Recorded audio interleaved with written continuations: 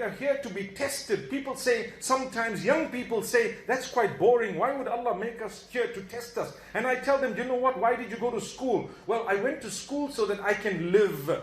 And I can get a job after I've graduated, and I can do something so that I can earn, so that I can have a comfortable life. Well, Allah says, this whole life is just like a school. You've come here, you can get your qualification so that you have your certificate on the Day of Judgment, so that you can have a comfortable eternity. Your entire life thereafter will be comfortable. So there will be rules and regulations, just like at any school there's rules and regulations, right?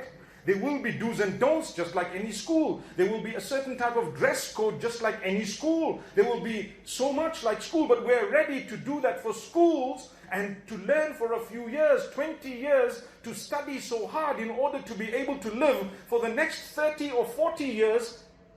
Because at the age of about 55, 60, they retire you.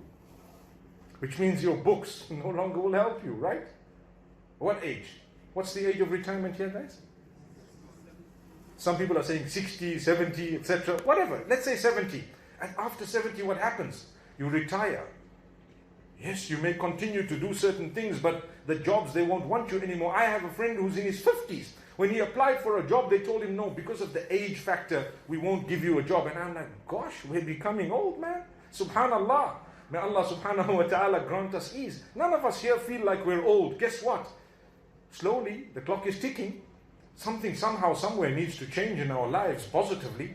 Because if it doesn't, we're going to have wasted our time at school. Sorry, life. I called it school intentionally, actually. How many of us have been to universities and we come out and we regret the days we spent? We could have done better, right? We could have worked harder. We could have actually achieved much more. But you know what? That's this life. Something very interesting is, we prepare for this worldly life, which is not going to last long. And we teach our children to prepare for the worldly life that's not going to last long. And it's not wrong, by the way, to prepare for it. But we prepare for it much more than the interest that we have in the hereafter, which is far greater. Subhanallah.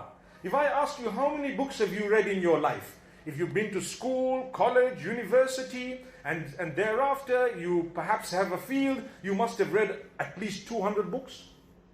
Is that fair? But if I ask you, have you read the Quran cover to cover? I don't even want to say put your hands up if you've read the translation.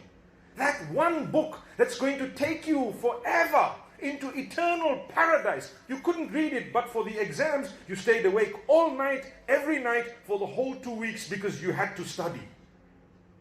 For what? I'm not saying it's not important, but I'm just saying strike a bit of a balance. Strike a bit of a balance. I hope we're motivated to be able to pick up the Quran and read it. It's the word of Allah. Your maker, my maker, has given us a book. It's a manual. It's actually a way of living such that you can enter Jannatul Firdaus. You need to do something. You need to read a page a day. Try to see, what did your Lord say? I mean, the biggest examination ever is not GCSE. It's not A-levels. It's not your university degree. No, the biggest examination ever, the result of it shall be on the Day of Judgment.